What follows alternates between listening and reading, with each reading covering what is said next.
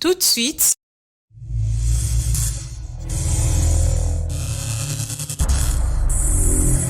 bulletin.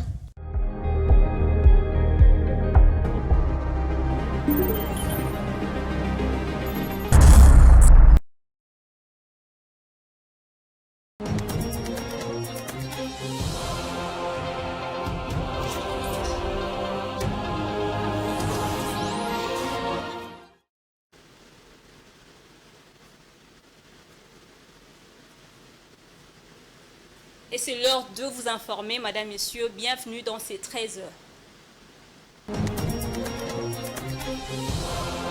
Prenons cet élément en bref. Le président Félix Tshisekedi a échangé ce mercredi 13 mars à la Cité de l'Union africaine avec Simo Kimbangu Kiangani, chef spirituel de l'église kimbangiste. La situation sécuritaire dans l'est de la RDC était parmi les sujets abordés. Et puis en République démocratique du Congo, au moins 70% de personnes ayant les cancers meurent dans les 12 mois qui suivent le dépistage, une maladie dangereuse mais peu connue des Congolais. Selon le docteur Hugues Mayele, plusieurs facteurs et causes sont à la base du cancer, en général notamment l'environnement et la consommation du tabac. Il est joint au téléphone par Maryse Boleli. Concernant les cancers, c'est une entité pathologique vraiment très diverse, très complexe et auquel il nécessite encore beaucoup plus de temps pour bien expliquer. Mais qu'à cela ne tienne, d'emblée, vous pouvez comprendre qu'il y a une prolifération anarchique et excessive des cellules qui deviennent anormales. Donc, ce sont des cellules qui, au départ, sont normales et suite à un dérèglement génétique, ça devient des cellules anormales et ces cellules anormales commencent à proliférer et à se multiplier de façon excessive pour former une masse tumorale qui peut constituer ce qu'on appelle les cancers. Les causes, il y en a diverses. Nous avons des causes qui sont liées à des mutations génétiques qui sont aléatoires. Ça, c'est le Dieu ça peut savoir comment expliquer. Nous avons des risques endogènes. Il y a des risques environnementaux. Il y a la consommation de tabac, d'alcool, notre alimentation, l'obésité, certains polluants, des radiations cellulaires. Bref, il y a tout un tas de facteurs qui sont cancérigènes qui peuvent entraîner un cancer. Bref, le cancer peut se développer au dépend des nerfs, et ce qui va constituer des neuroectodermiques, certains cancers qui sont neurogènes. Et nous pouvons avoir des cancers qui dépendent au niveau de la peau. Nous avons par exemple des carcinomes basocellulaires, nous avons des mélanomes, nous avons des cancers qui peuvent se développer au dépend du côlon, donc l'intestin, le gros intestin. Les cancers peuvent se développer au niveau des seins, des prostates, au niveau du poumon, et même au niveau des sangs, ce que nous appelons la leucémie.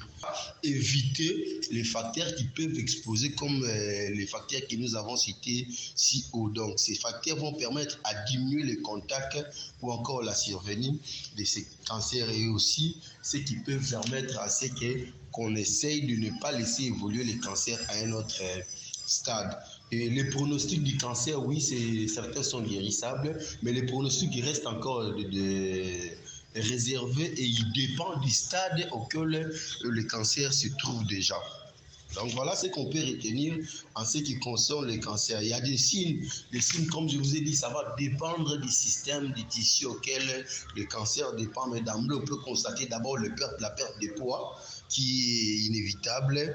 On peut constater des fatigues, des sueurs nocturnes, des anorexies, des douleurs, et ce qui peut constituer les signes prédictifs d'un cancer. Alors, pour ce qui est du traitement, comme nous l'avons dit, le traitement dépend du stade. Biothérapie, on peut faire une radiothérapie. Beaucoup de méthodes sont aujourd'hui en place pour permettre de lutter contre les cancers. Donc, comme je l'ai dit tantôt, c'est une entité qui nécessite vraiment du temps parce qu'il faut comprendre comment elle peut commencer et comment elle avance. Bref, voilà ce qu'on peut dire sur les cancers. Et ici, en RDC, le cancer est présent, les gens en souffrent. Vous avez vu déjà, il y a une très grande prévalence des taux des cancers des seins ainsi que des cancers ovariens. Et en sport, Jeux africains 2024, qu'est-ce qui s'est-il passé à l'arrivée des athlètes congolais à Accra? Comment sont-ils pris en charge? Qu'en est-il de leur prime? Zegnon Kabamba, dans sa double casquette de membre du comité d'organisation des Jeux africains et directeur de cabinet adjoint du ministère du Sport et Loisirs, a balayé toutes ces questions dans cette mise au point. Suivez.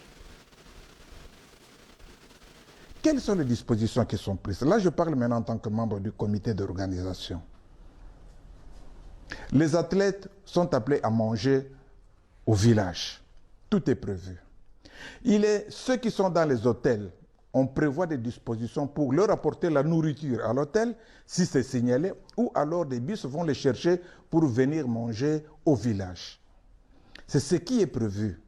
Mais les Congolais, nous sommes ce que nous sommes. Nous aimons manger ce qui nous appartient. Nous arrivons ici, ce sont des repas. Évidemment, vous avez des repas européens, africains et consorts, et chacun a son goût. Que les jeunes gens se retrouvent dans un coin où on vend comme à Matongé, qu'ils achètent des histoires pour vendre, qu'ils se fassent filmer et que quelqu'un d'autre puisse faire des commentaires qu'ils n'ont pas été nourris, ça c'est de la malhonnêteté qu'on dit, et nous sommes en train de vendre tellement l'image de notre pays. Ça je le dis en tant que responsable. Vous voyez? J'ai parlé, j'étais à la réception, j'ai parlé aux enfants, j'ai parlé à tous ceux qui sont arrivés avant. Pourquoi ceux qui sont arrivés avant n'étaient pas pleins? Parce qu'ils ont trouvé des dispositifs d'accueil. Ils étaient dans de très bonnes conditions, comme ceux qui sont arrivés. Vous voyez? Donc, je pense qu'en ce qui concerne les images qui circulent là, moi je dis, ce sont les gens de mauvaise foi. Comme on dit chez nous, la grande richesse, la richesse, c'est bomba, mais je pense que c'est ça, tout ce que je peux dire. En ce qui concerne l'organisation même des compétitions, nous participons. On aurait dû écoper des forfaits parce que nous sommes arrivés en retard. Évidemment, lorsque vous avez quelqu'un qui peut intervenir, qui peut défendre la cause du pays en donnant des explications explosives, et les gens comprennent, on a accepté quand même la délégation congolaise puisse participer. Je pense, c'est ça. On parle de primes. Le problème de primes, ce n'est un problème qui ne concerne ni le ministère, ni le ministre, ni le comité olympique, ni les dirigeants des fédérations. C'est une réglementation qui date de plusieurs années, où on a demandé à ce qu'on puisse bancariser tout paiement concernant les athlètes, les fonctionnaires, et ça nous le savons tous. Pour terminer, les prêts liés aux ressources naturelles de l'Afrique sont tout simplement mauvais. D'abord et avant tout, déclaration du président de la BAD qui appelle à la fin de prêts accordés en échange de ressources naturelles. Suivez. Le directeur de la Banque africaine de développement appelle à la fin des prêts accordés en échange des riches réserves de pétrole du continent ou des minéraux essentiels utilisés dans les smartphones et les batteries de voitures électriques. Ce type d'emprunt a plongé de nombreux pays africains dans une crise financière. Le risque que présentent les prêts garantis par des ressources naturelles, selon moi, est qu'ils sont tout simplement mauvais.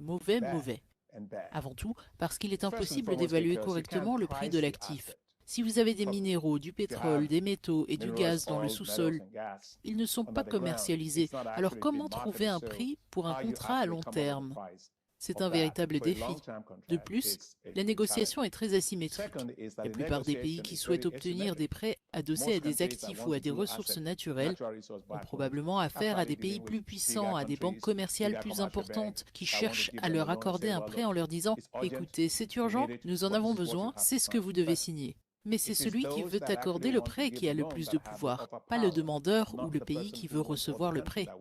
Le passage aux énergies renouvelables et aux véhicules électriques a provoqué un pic de la demande de minéraux essentiels, ce qui favorise ce type de prêt en Afrique. L'accord entre la Chine et le Congo l'illustre bien. Pékin exploite ainsi les plus grandes réserves mondiales de cobalt, un minerai utilisé pour fabriquer des batteries lithium. Et voilà, c'est la fin de ces 13 heures, mesdames et messieurs. Merci à vous de l'avoir suivi. Au revoir.